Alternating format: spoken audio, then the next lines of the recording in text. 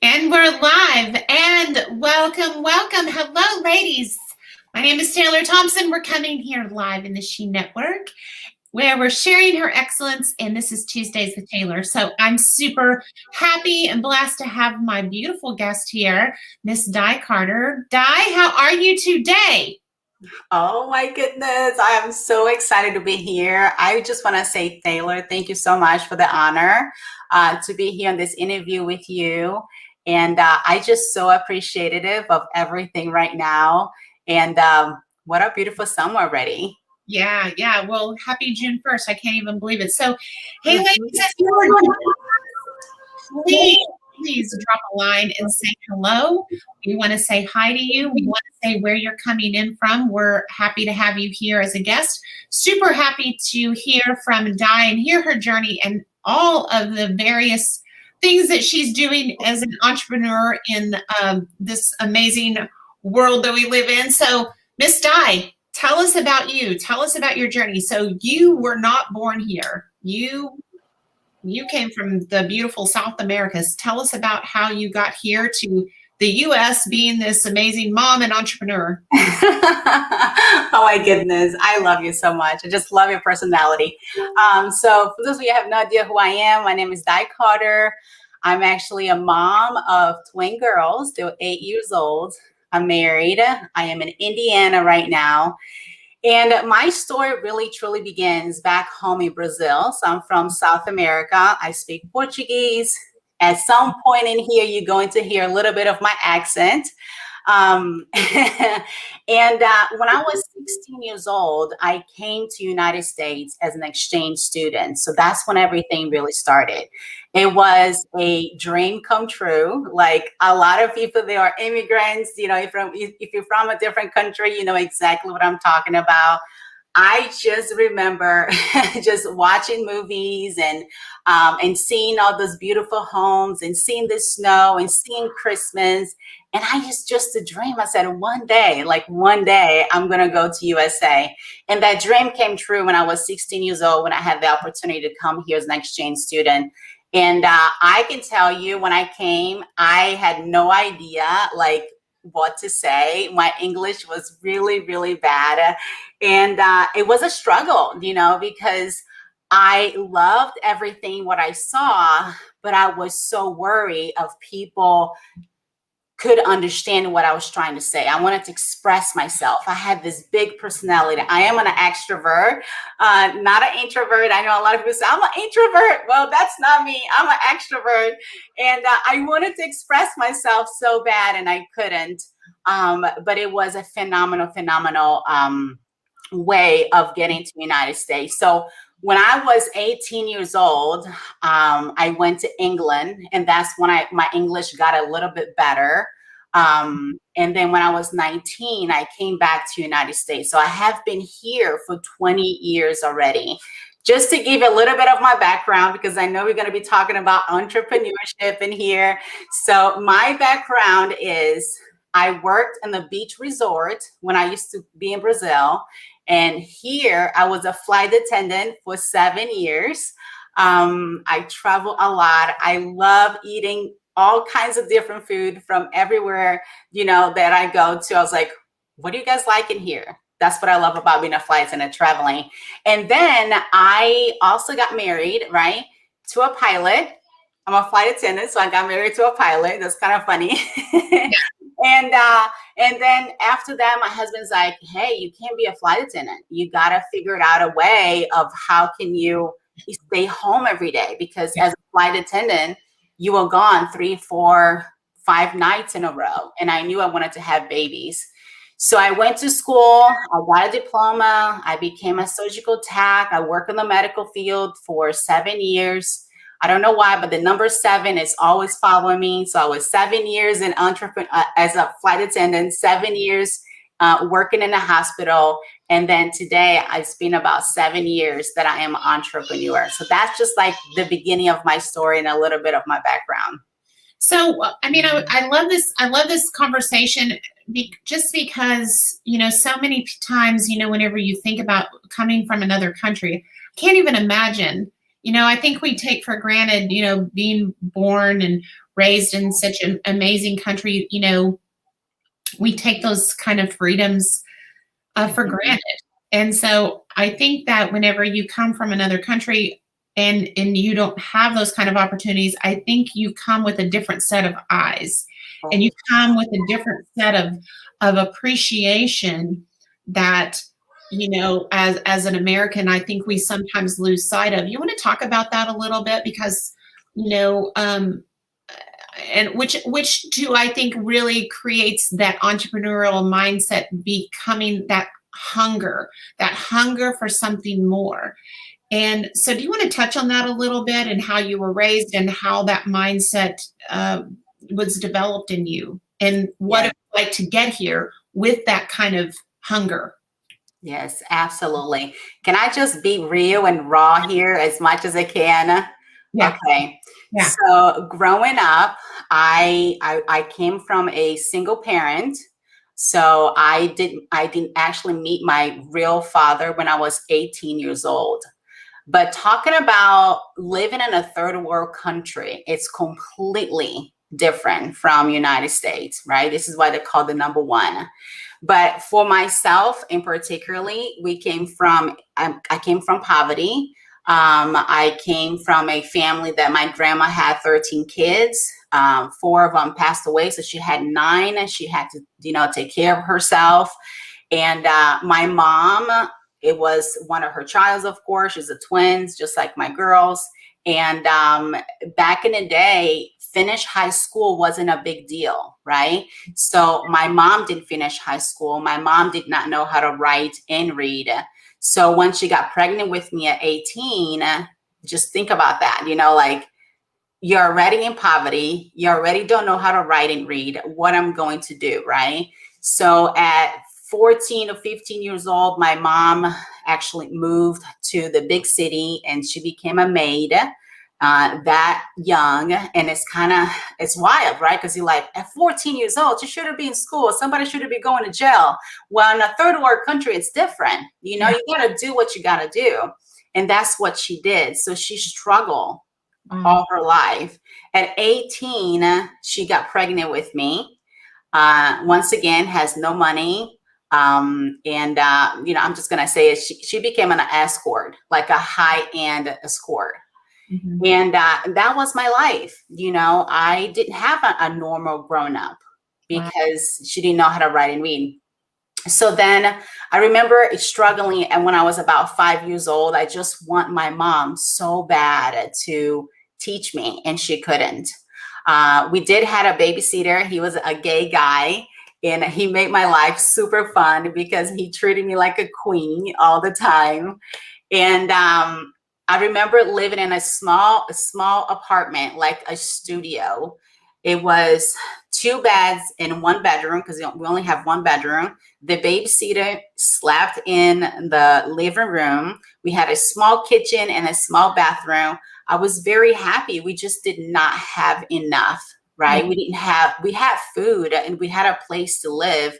We just didn't have enough to do the normal things that people do here and take for granted. For example, buying pizza. Wow. Right? Going buying a cheeseburger and fries. Wow. Like have Snickers. That was not part of my growing up. Wow. I didn't have that. So when I tell you that I dream about United States, is because I remember seeing all those movies, and then we didn't have that.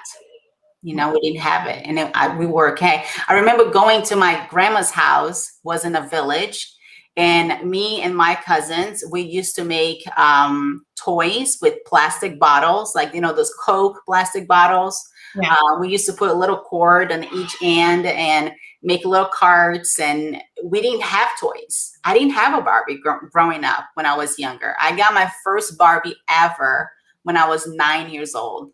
Like, my girls are 8. Yeah. They had a Barbie since they're 1, basically.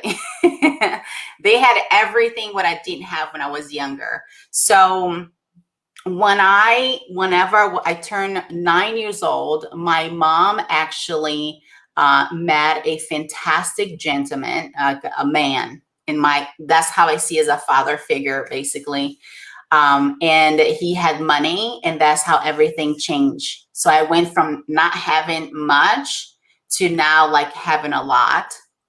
And that's how I got here to United States, because he was able to pay for that. Then I started going to really good schools, and he paid for, but he also wasn't in my life for very long. Whenever I turned 17, he had diabetes, and he ended up passing away. And once again, I went from not having anything to having more to not having anything again, and finding myself at 18 years old going to England to live with my aunt.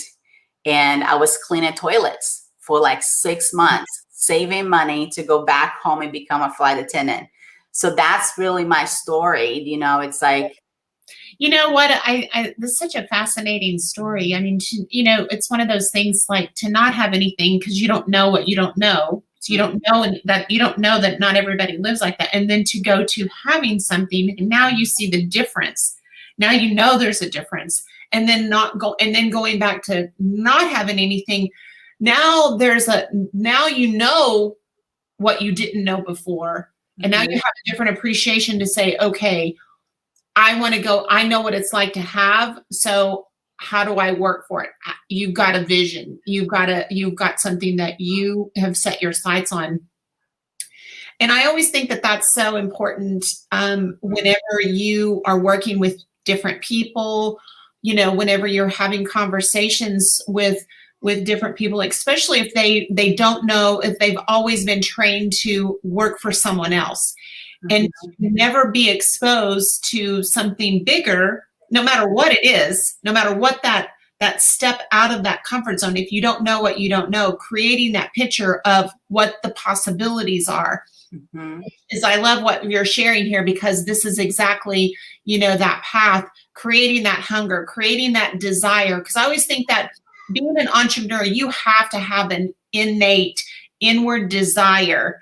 You know, that bed of nails has to be hard enough for you to want to do something better, to want to have something different, you know, and especially as you being a mom, you know, so coming over here, I mean, I have so much respect, not knowing the language, you know, coming in unfamiliar at that age, not knowing the language. I mean, like, so much respect to you.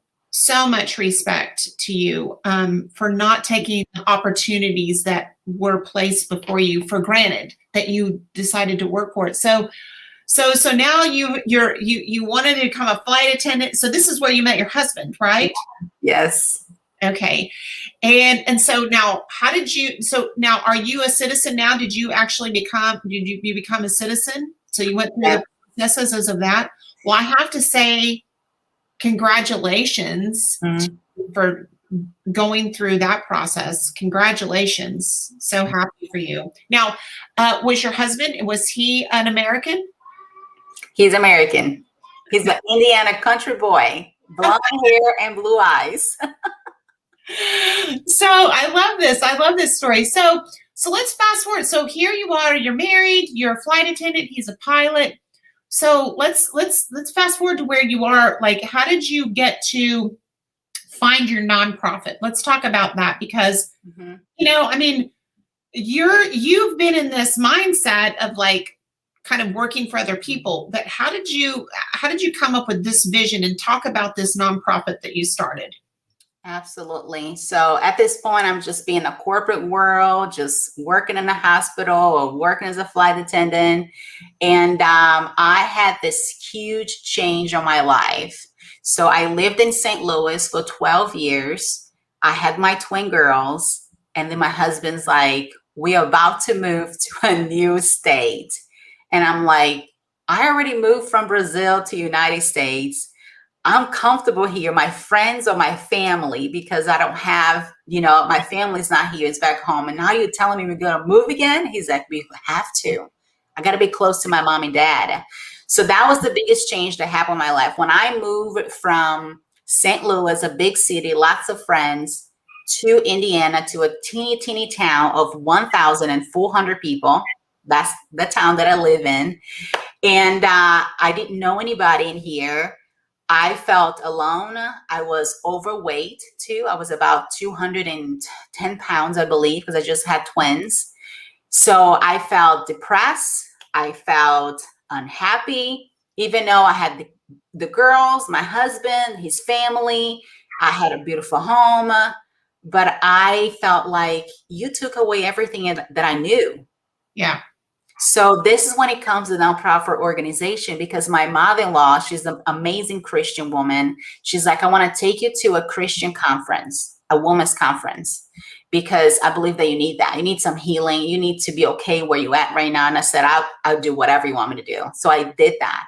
In this women's conference, Lisa Harper was the speaker, right?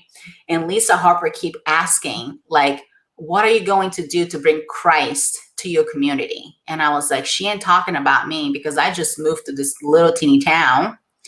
And then she asked again, like, what are you doing to bring Christ and happiness and a positive attitude to your community? And I was like, once again, Lisa, that message ain't for me, because I just moved to this town. I don't know anybody. I don't even have a church yet. And the third time she asked, I started weeping. Wow. That makes me want to cry again. I started whipping, because at that point I knew that God was bringing something into my life that's going to change everything. Wow. Wow. So this is such a powerful conversation, and for women to really grab a hold of. And this is one of the reasons why this network I created, and I wanted to have this place for women to really be able to share their excellence, because so many times I think women, especially, we have a gift inside of us that we don't even know, and we're waiting for someone else to do something, we're waiting for, not realizing, like, it's already within you. There's something already that's planted in you right this minute that is a solution, is an answer to someone else's problem, that you just need to be willing to step out of your own way in order to share that, whatever that is, because it doesn't have to, listen, you don't have to impact thousands. You just have to impact one, right? Change one person, and so I love that story. I love the fact that you paid attention to this calling. So what unfolded after that? So I went back home. I called my husband and I said, I don't know what happened to me in the women's conference, but I have a calling. And I told him it's something that I need to do for my community. It could be a Bible study. It could be, a woman's get together. I don't know what it is, but it's something. So at that point, I started looking for a church too. And I love to worship. I was listening to the radio, and then I just heard a whisper, and just like, that's your calling. You love to worship. So go show it to people what it means to worship. Wow. And I am not a musician. I don't know how to play instruments. I have never put anything together like this before. And all of a sudden it was like, you're going to put a concert in your town. Wow. That's all I heard. Just that the vision was, I seen hundreds of people with their hands up worshiping.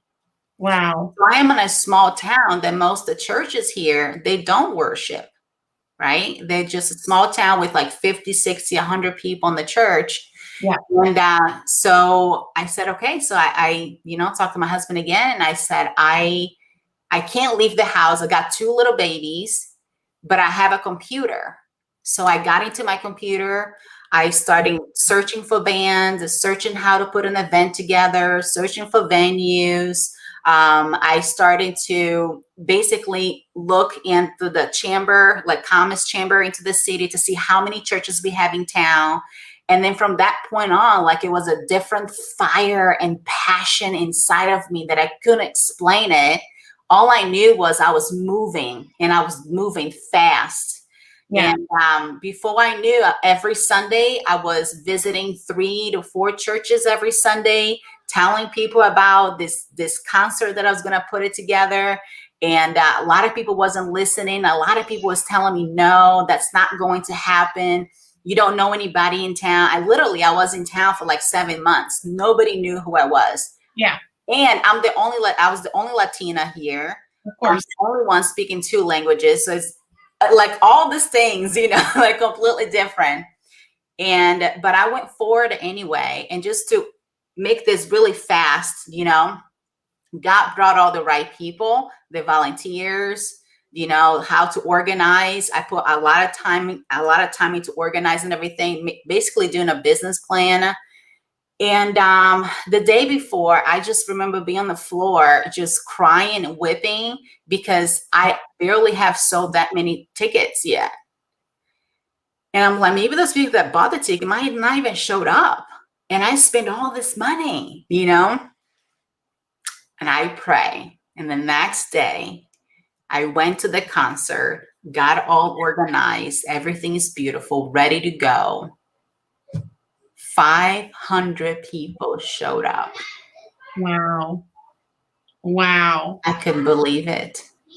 With Wow. 500 people worshiping, it was hundreds of people coming up to me and said, because of you, I'm alive today.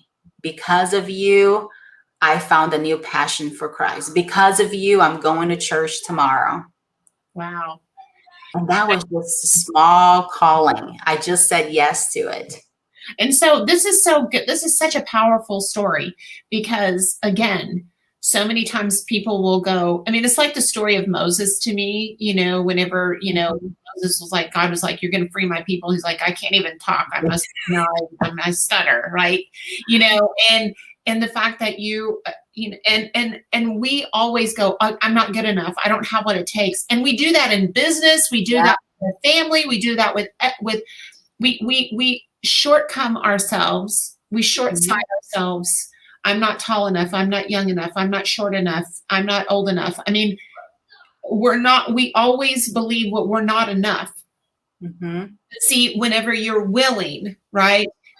I mean, and this applies in business. This applies with your relationship. You've just got to be willing to get out of the boat. I think about like Peter. You got to be willing to get out of the boat. And this applies in business too. You don't have to see A to Z. You just have to see A to B.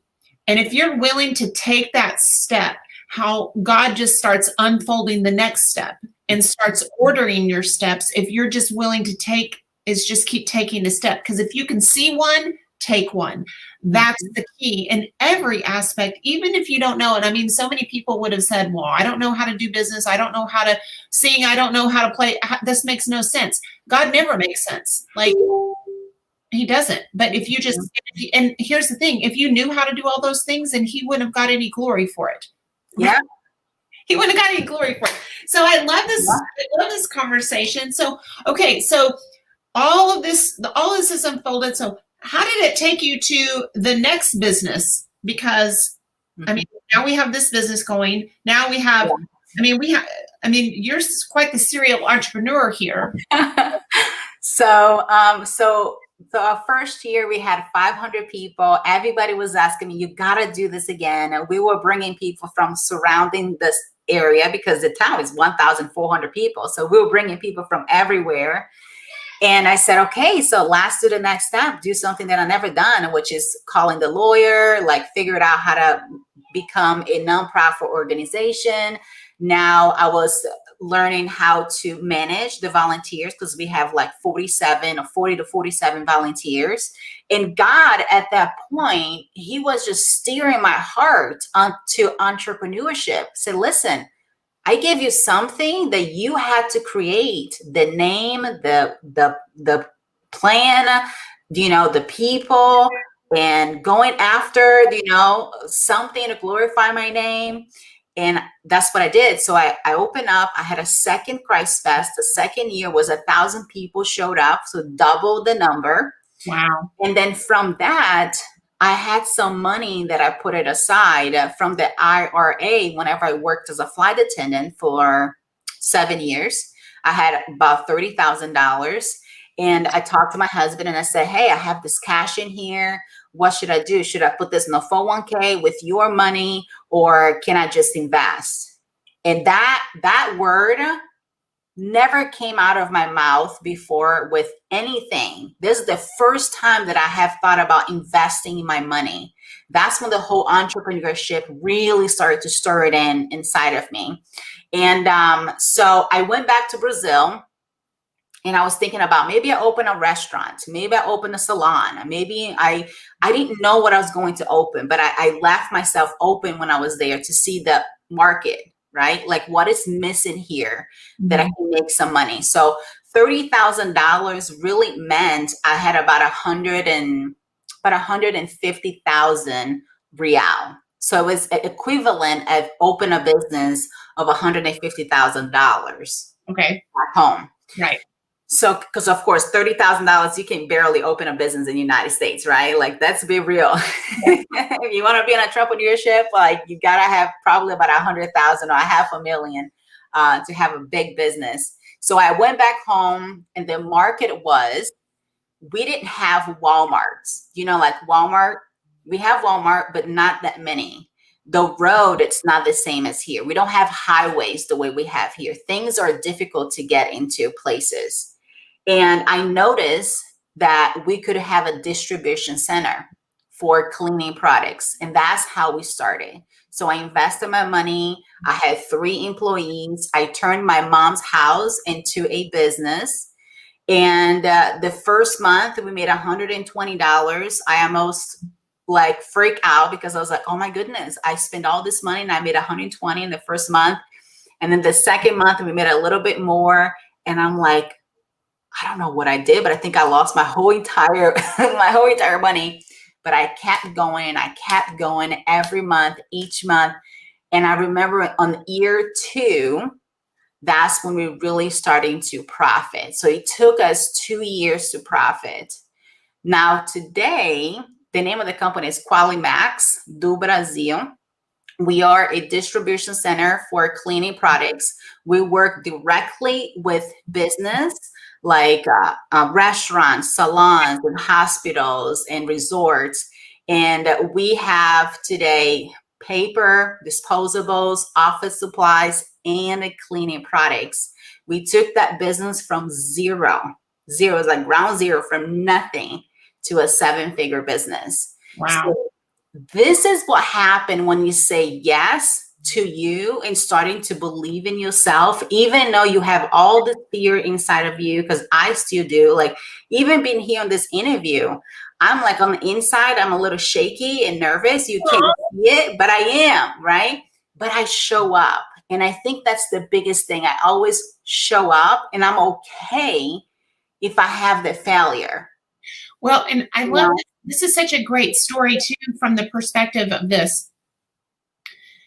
You know, so many times people, whenever you would have, after the first month, the second month, they would have like said, this is not going to work. Mm-hmm. You know, this is not working. I'm not good enough. They would have started in their head, I can't do this. I'm not good enough. I don't know what I'm doing. All of these things, but not realizing that, you know, as far as the scripture goes, it's always there, you know, God says there's always seed time and harvest. So, but most of the time they forget it. There's seed, which is what you did. You sowed your seed in. And then there's time and then harvest, right? Yeah. And people forget about the time. And there is a lag time that there is whenever you start any business. There is a lag time that there has to be a consistency of effort, right? Because what you do today doesn't show up till tomorrow. What you do this week doesn't show up till next week. What you do this month doesn't show up till next month. What you do this quarter doesn't show up till next quarter. What you do this year, to your point, doesn't show up till next year. Ooh, yeah.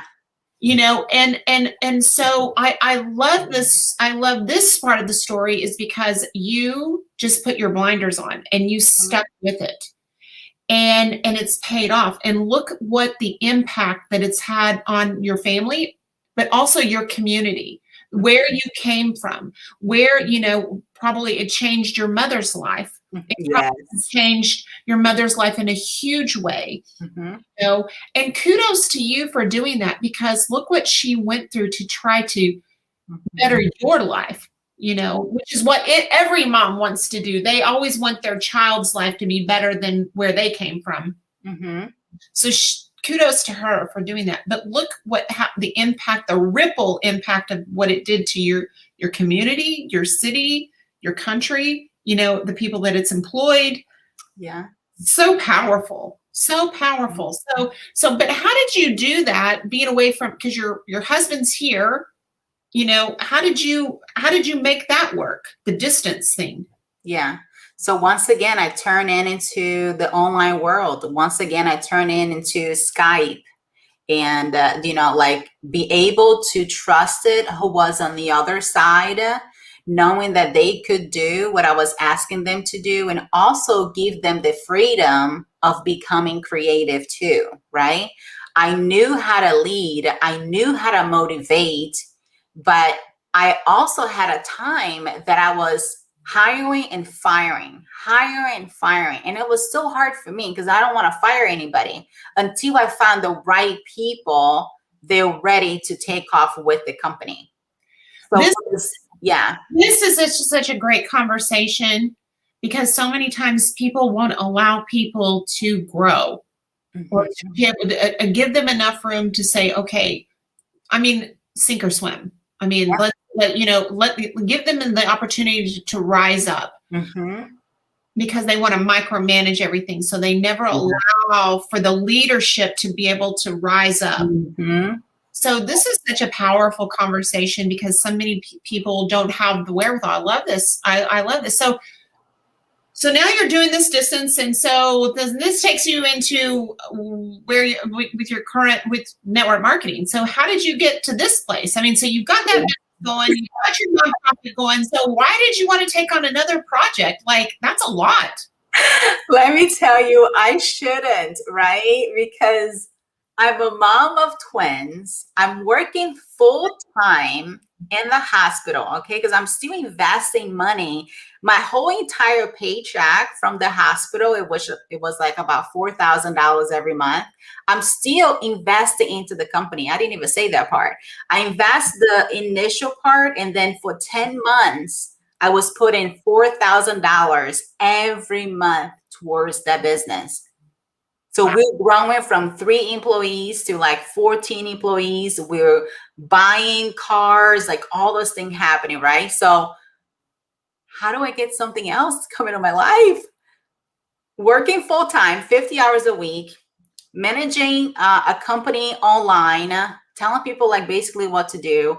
I still have my husband. I still have the community. I still have Christfest on the top of this, organizing a concert every month. And a friend of mine, she was just posting things online. Like you see it all the time, guys. Now, so wait. I just missed this part. So you're not doing Christfest once a year. You're doing this once a month? No, once a year. Oh, I thought you said once a month. I was like, whoa. No. Okay, once a year. Now, the traditional business is every day. When you have your own business, you don't take a day off. You got to touch your business every day, no matter what. But I had people working, right? I was the investor. I was the one telling them the business plan, where are we going? And I was learning what to do every month, failing and learning, right? And then I was busy, but I'm also online. Yeah. Like everybody else is. Yeah. Distracting myself. When I have 30 minutes, 15 minutes, 1 hour here and there, I'm scrolling and looking people's picture, also putting some of my pictures. And then a friend of mine just, put a picture of before and after of somebody losing weight. I struggle for the longest time being between 155 to 225 pounds. And that caught my eyes, but I didn't say anything. I didn't like it. I didn't comment.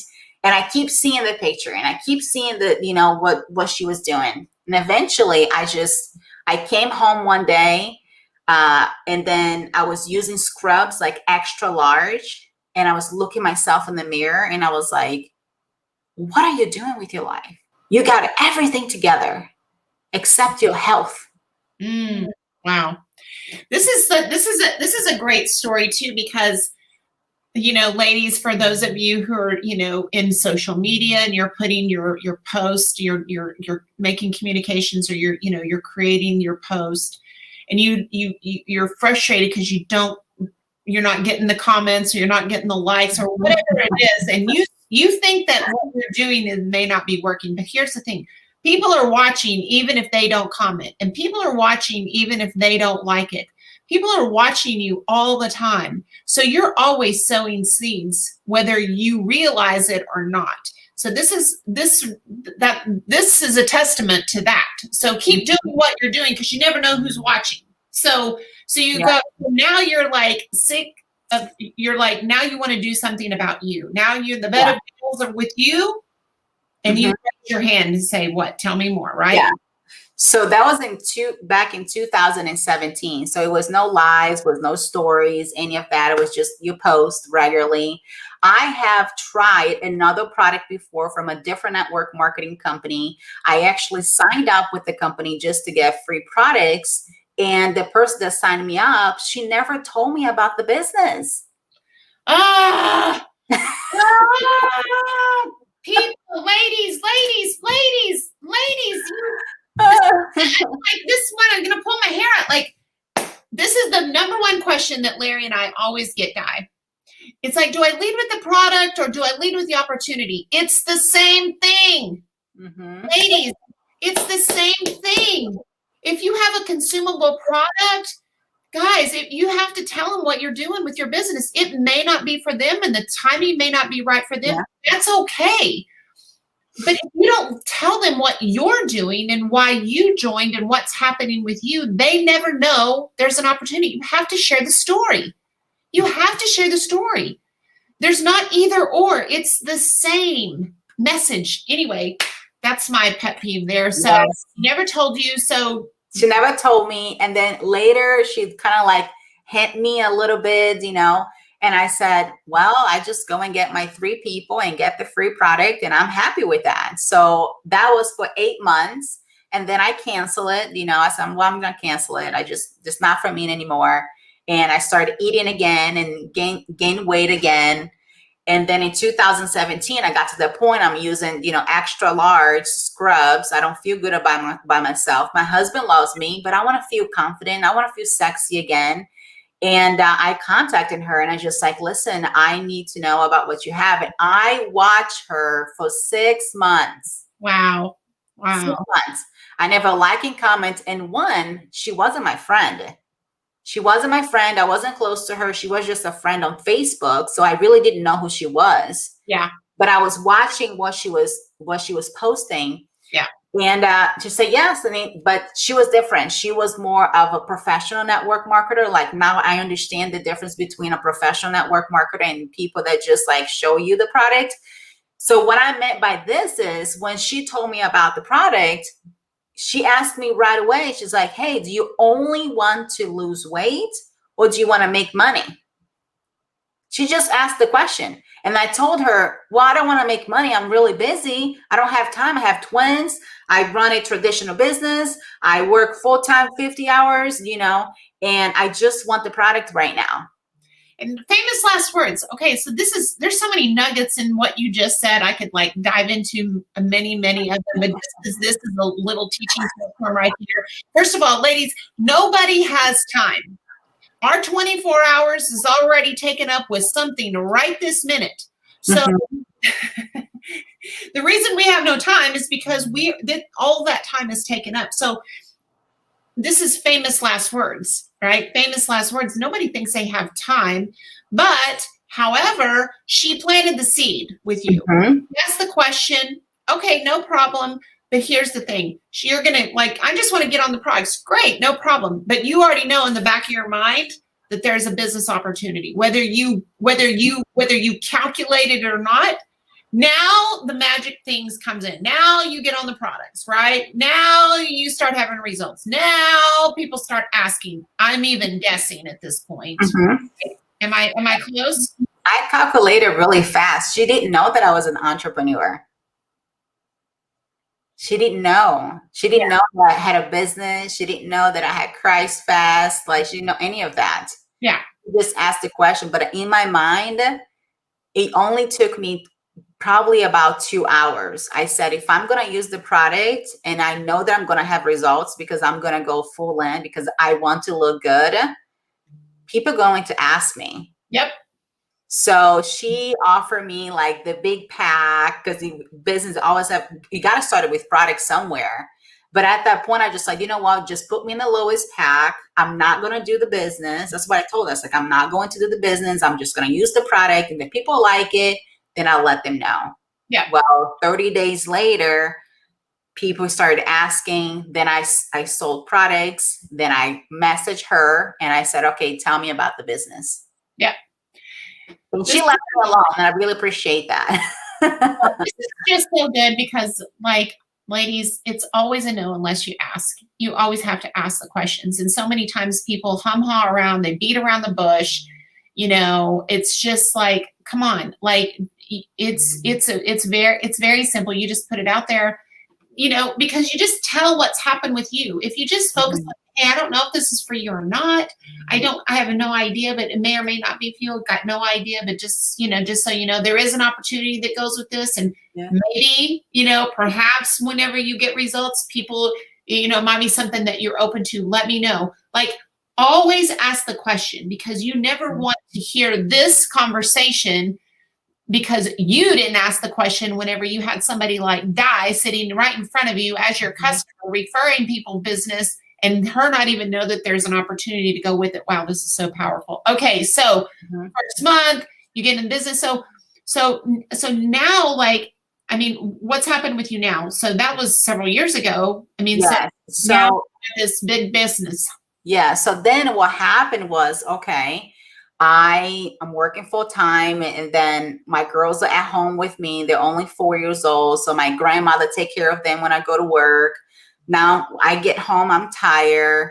My kids is like telling me, Mommy, I never see you. Now, as a mom, you don't want to hear that from a 4-year-old, especially two of them. When you come home, I was coming home tired from work and I was sleeping in the couch, and my girls would sleep on the top of me. And my husband would take pictures and be like, you got home, it didn't even took you 1 hour and you were just sleeping, and your girls is on the top of you sleeping with you because they just miss you so much. Yeah. So my husband's telling me, you know, let's go in a budget, quit your job. And I said, I can't quit my job. I can never see myself being home 24/7 with kids, you know, and just the traditional business. Like, no, I can't do that yet. So once again, God works in a mysterious way. So about, I would say 6 months later, I am in network marketing. I'm getting a few customers. I haven't even got a business partner or anything because I wasn't even thinking so much about that, just a little, but not a lot. And I called sick 3 times. And my manager called me up, actually yelling at me. She was not a very nice boss, to tell you the truth. And she just basically said, you called sick 3 times already, and we're just going to have to let you go. Wow. And I said, okay. I went home. I cried with my husband. I said, no big deal. Brush it up. Go get another job. But God was already telling me, he's like, I'm bringing an answer to you. You're not listening. So I got a second job. 3 months later, it happened the same thing. Wow. You know, it's like, hey, you call sick, and you can't call sick in the medical field, but basically, yeah, we're going to fire you. Like, you can't be here anymore. So in 3 months, I got fired twice. My husband looked at me and he's like, how about that little business online that you've been making a little bit of extra money every month? You're making an extra $120, $100 or $200. Can you make that your full-time job? Yeah. And I, all of a sudden, because my husband said that, he said, you're right. Means that now I have something to do. I'm not going to be at home just 24/7 with kids. You know, I love my kids, but, you know, as a woman, you wanted to feel like you're doing something as a purpose. You're helping people. So I got fired up again, like, oh my God, I'm about to help a lot of people and I'm about to make a lot of money. I'm getting excited about this. And that's what I did. I called her up again and I say, hey, tell me more about the business. Like, what do I need to do? She's like, you need to recruit. And she started teaching me how to recruit. She started teaching me about the business. And I started to see like the big picture, you Yeah. know, of building a business. And I learned everything with her that first like 2 years. I got promoted 4 times. I was making about $500 to $600. It wasn't that much. And then I got discouraged and I said, this is not for me. I was about to quit network marketing altogether, or starting a new business. I have done challenges and courses and all that kind of stuff. And I looked at my husband. I said, I love that you gave me the chance to stay at home. I love that I was able to, build this traditional business. But, I've been doing network marketing for 3.5 years. I did not see the money yet. Yeah. Maybe this isn't for me. Yeah. And nobody was prospecting me because, I was building a business online. So they probably thought I was not going to be a candidate for, but I was wishing inside that the right person would have prospected me for 9 months. For 9 months, I was looking for the top leader, the one that I really wanted to work with. And eventually I find it. Like I find the one, and she was doing a Facebook Live. She had my personality. She was fun. She has 2 kids just like me. And I just love the way she was teaching and training. And all I could think of is like, I can totally build a team around this top leader because she's just like me. Yeah. And I contacted her and I said, hey, like, tell me what you're doing. And she was telling me what she's doing. And it wasn't super fast, but I was ready to change. And that's when everything really changed, because I was like, okay, quit or start something new. And I started something brand new. And so fast forward, I have been with the company now for 7 months. And I'm running to be a 6 figures now, basically. I'm running for a lead. I had my first like 5K month. I had 4 years in network marketing, basically. First 5K month. I almost passed out. I looked at my husband. I said, you were right. My husband had more faith in me than I had in network marketing. Yeah. It's this is such a great story because I hear the story a lot, and it doesn't take, you don't have to be the fastest one out of the gate, right? It really does come down to belief. It comes down to create environments that allow people to grow and to take self-responsibility for where they are.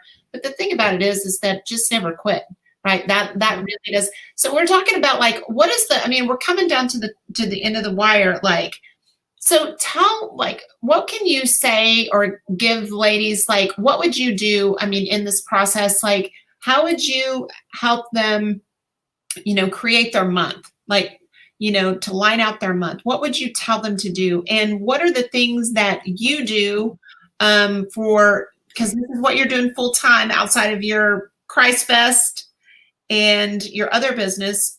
What would you equip them with as we're getting ready to leave here today? Yeah. So one of the biggest things, like when you are in network marketing, especially in the beginning, you take for granted what your sponsor is telling you, right? All the little things are really, really important. And one of the things is mapping your month. It's know what is your next goal. Not that audacious goal, right? Like we all like thinking we're starting like, I can't wait to be at 6 figures, but it's not really that goal that we're talking about when it comes to your monthly goal. When we talk to your monthly goal, we want to know what's your next step? What is your next rank? That's the one that you need to be focused on. And knowing, like, let's just say your next rank is like a 10,000 in volume between you and your team. So what you need to do is work towards that on a weekly basis. So you get $10,000 in volume. I need to reach that. And the last month when I checked, I got close to 6,000. So I know that I need 4,000 to make 10. So how do you do it? You get 10,000, you divide it by 4, which means a 4-week plan. And then every week you want to go to your back office and you want to check like where you at. Because without knowing your numbers, you're never going to get anywhere. You're going to keep on the wishing. I wish I could have a 10,000 in volume. Well, what's your number? Like, where you at right now? You could be like literally 5 days before the month end and you have 2,000 to go and you don't get excited to get 500 every day. So on the end of the month, you have your 10K. So our sponsors constantly telling us, you got to know your number. You got to know your number. So that's one of the biggest things, like basically 3 days before the month end. I know the month is ending. We're still getting sales. We're still getting new partners and all the kind of stuff. But I want you to take a moment, about an hour or less than an hour, and look already your previous month. Look where you at.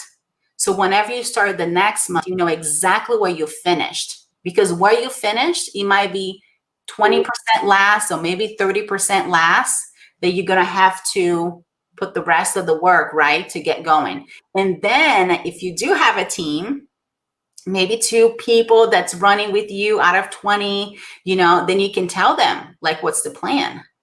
Like, my plan is I need to get 2,500 each week. And you get excited because like, oh, I only have $300 to go. Okay, what do I need to do with this $300?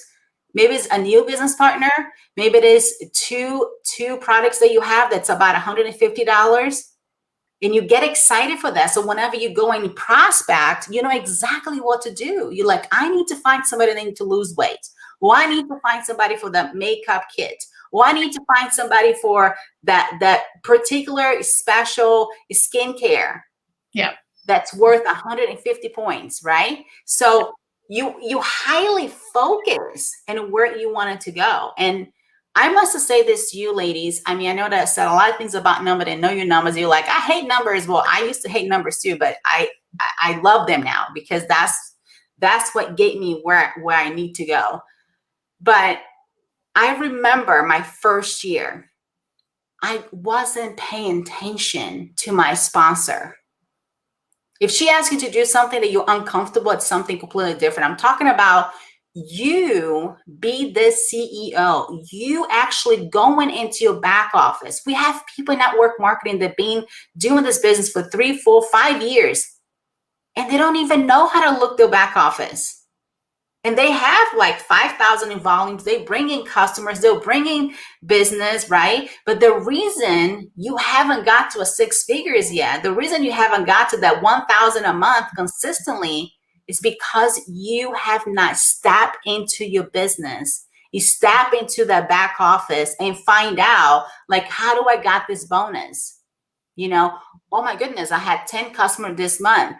If I would have had 12, I could get something else, right? Because every company has a little bit of different of the comp plan. And you don't have to be an expert in a comp plan because I don't even know my comp plan, all that. But I know what makes me money. Yeah. And every network marketing company, it's you got to get a customer, you got to enroll business partner, and you got to develop leaders. It's 3 things that we make money. And if you can get really good on enrolling customers and teach people how to enroll customer, we get really good in recruiting people. It doesn't have to be only leaders, right? Like recruit people and then you develop them into leaders. Like you will get whatever you need to go, but you gotta know your back office. Your back office is everything. That's how you plan your month. And it doesn't take long. Literally 30 minutes, just write it down, the numbers. And that's gonna help a ton. So this is great information, ladies. But here's the thing: for those of you who don't have a sponsor, or don't trust or maybe your sponsor isn't even in the business, guys, you can do this business with or without your sponsor. That's the thing. Like this bit, you are in business for yourself, right? And you are self-responsible. You have what it takes. You are tall enough. You are short enough. You are young enough. You are old enough. You have all the skills.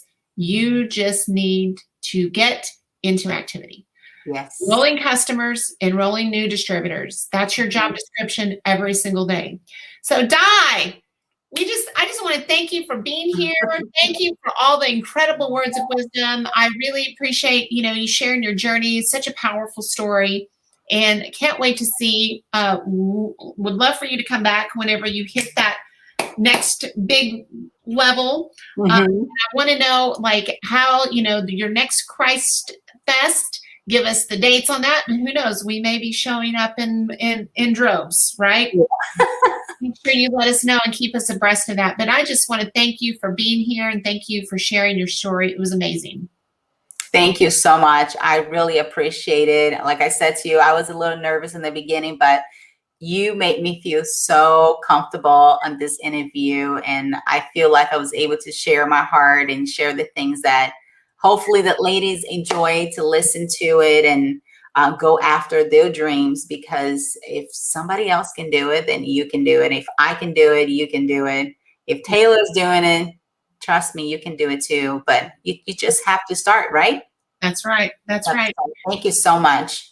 So ladies, that's it for us today. This is Tuesdays with Taylor, live here in the She Network. So thank you so much for my special guest, Di Carter. I hope you ladies all have a blessed, amazing day, and we will see you next time. Adios.